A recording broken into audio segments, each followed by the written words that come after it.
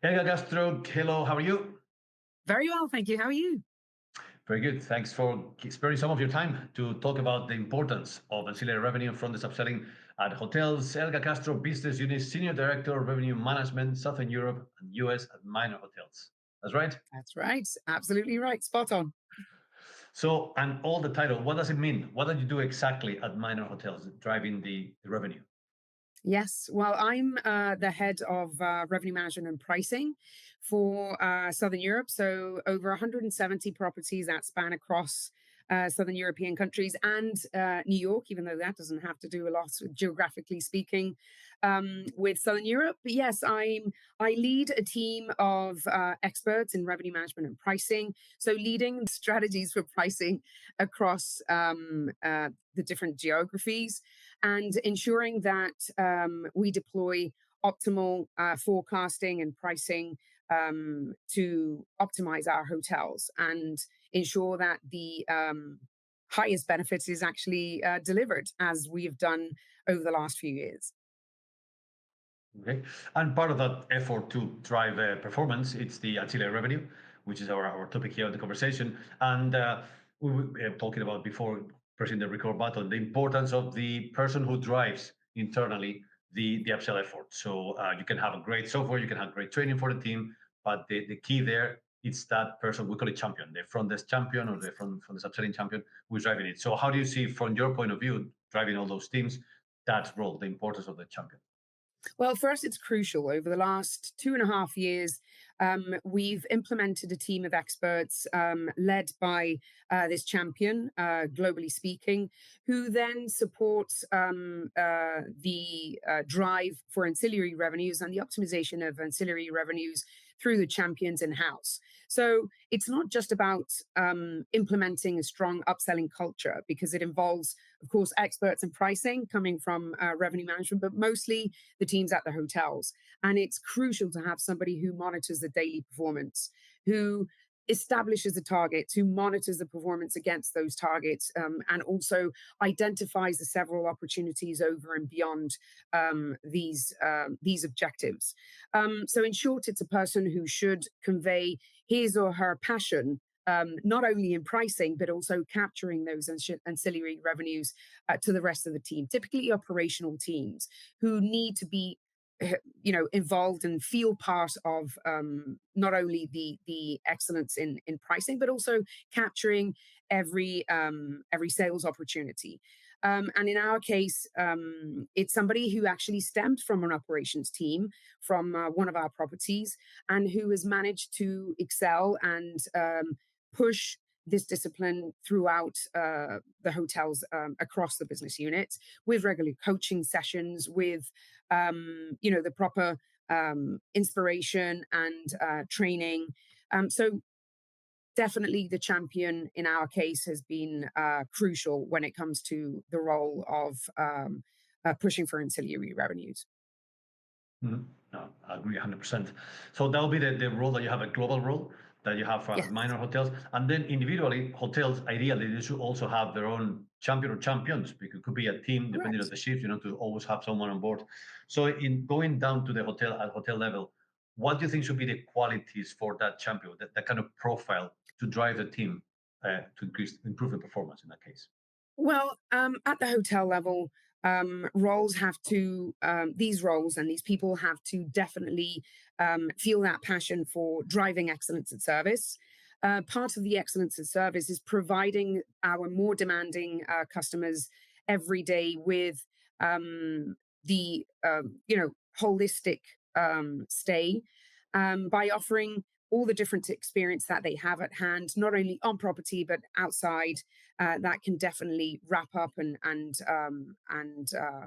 complete their stay. So it has to be somebody who is passionate about service to start with, who understands the importance of the contribution of these ancillary revenues to bottom line, and who also has a strong communication drive. Because at the end of the day, this is not just the responsibility of one person, but you need to convey the message and also involve everybody around in the operations team and particularly in the front desk. They are the most important point of contact between the customer and the hotel operation.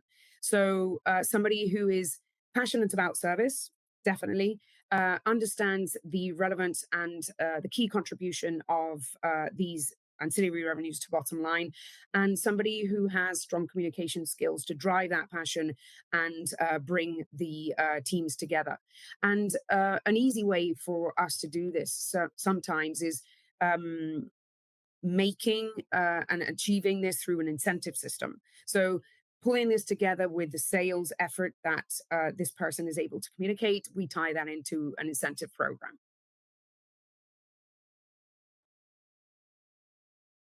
Which is key, the incentive program. I was going to be the next question to ask you about how to motivate a team. So obviously, it's a great driver, and some hotels, especially in certain areas, geographical areas, I mean, they very stubborn on not incentivizing the team. So could you highlight the importance of that monetary incentive for the team? Yeah.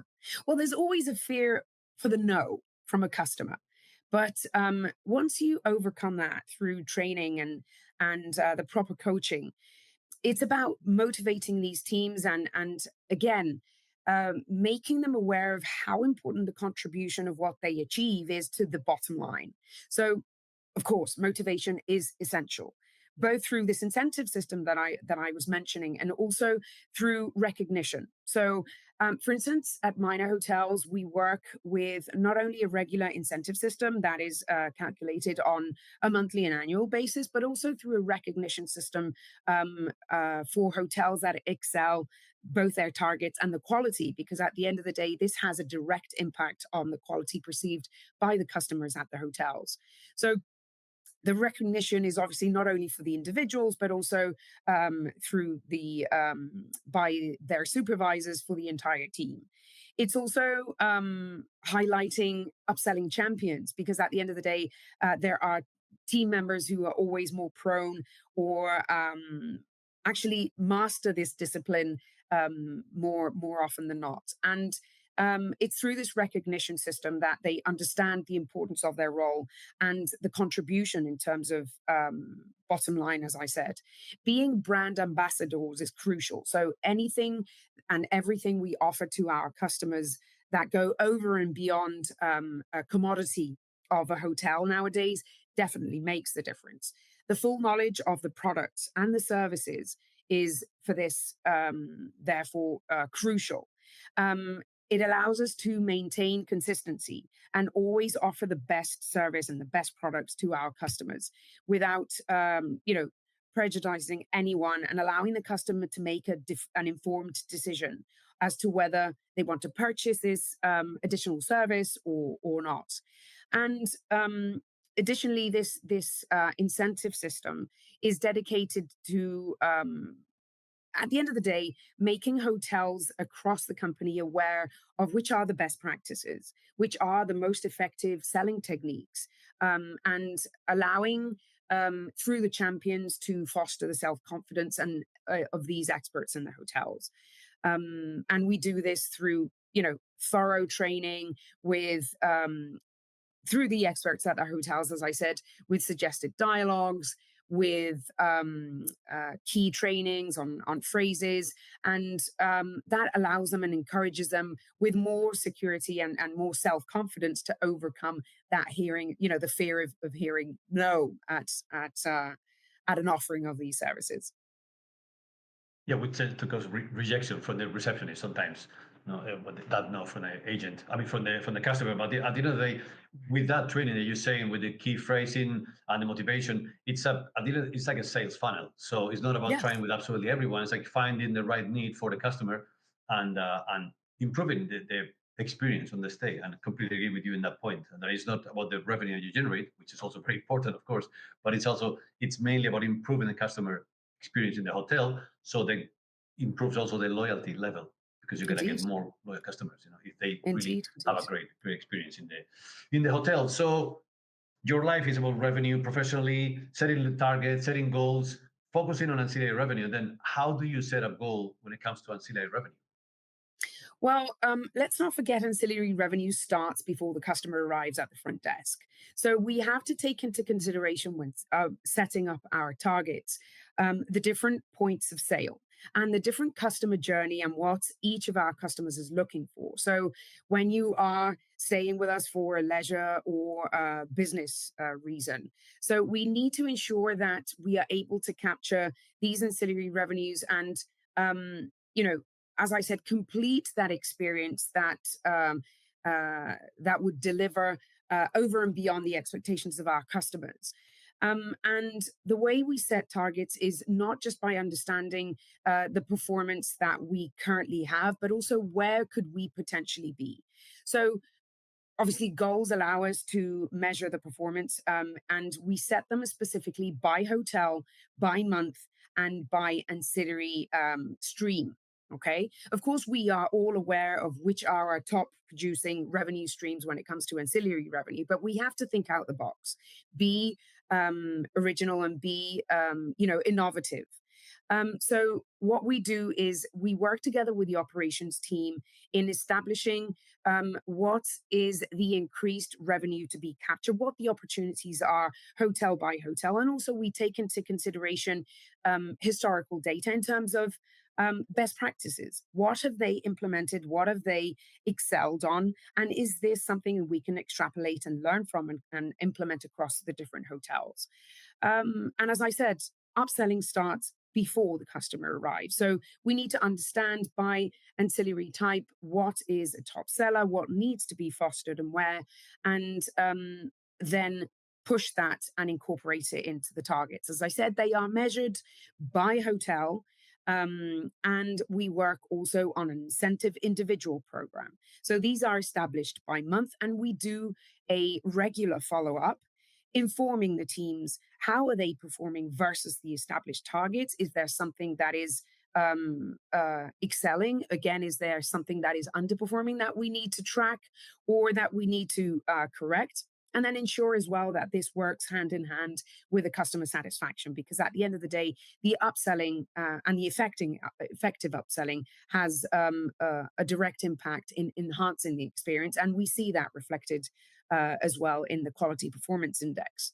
So it's about offering them the products and services that add value to their stay, how this impacts positively on quality, and which are the new services, the new products, or the top selling products that our customers value to build our targets, which, as I said, are done um, on a regular basis, monthly, with monthly follow ups towards a yearly goal per hotel.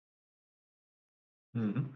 Well noted there. And if I can ask you one more question when it comes to the granularity of the goals. So KPIs. So the Yes. basic one will be revenue, how much extra revenue is generated by each hotel when it comes to ancillary revenue. But then which other KPI will be useful for hotels if you have to advise a hotel that is not really tracking ancillary revenue yet? So would it be purely revenue? Would it be number of upsells? Would it depend if it's an urban hotel or a resort? What would be your advice? Absolutely. Absolutely. Yes. I mean, it definitely depends on the type of product, type of hotel that we're talking about, the upselling opportunities that each product has. Definitely, we can't compare a luxury hotel to a resort hotel, to an urban hotel, or to a mid-scale hotel, but they all offer different opportunities when it comes to the upselling experience. So definitely a wide variety of KPIs and measurements that we need to take into account. I've underlined probably the most relevant two KPIs, which would be total revenue in terms of ancillary contribution, and then also the impact on quality. Nowadays, with all artificial intelligence and the myriad of data points that we have, we can definitely track what impact this had through tracking of keywords in the comments, and understand which are again having the most or the highest impact.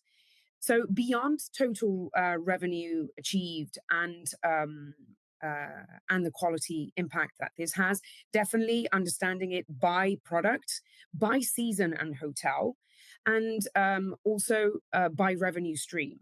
if it has to do with your spa, if it has to do with outside services, if it has to do with indoor services at a hotel that's, for instance, close to an airport. What is more valued? Is it a takeaway breakfast? Is it an early breakfast that's offered before typical breakfast times? And so on and so forth. So revenue or KPIs by ancillary product, and then also let's not forget about the profitability. I know possibly this is difficult to track still nowadays with our systems. We have dedicated quite some time to build up um, uh, a strategy based on codes that allow us to identify it. But the ultimate goal for us is understanding which ancillary product, which ancillary service provides us with the highest net profitability as well. Mhm. To therefore then focus on that one, which is more profitable, of course. Yeah. Mhm. Okay, well, very insightful. We talk about the ancillary KPIs, motivation, incentives, and how to drive overall. I mean, the main goal at the end of the day is to improve the quality of the service, delivering a better experience, and at the same time generating more revenue, which is the end goal of the ancillary revenue. Elga Castro, Senior Director of Revenue Management at Minor Hotels for Southern Europe and the US. Thank you so very much for your time and all the insights. And hopefully we'll speak again very soon. Thank you so much for the opportunity. Greetings from Portugal. Take care. Cheers. Thanks. Bye.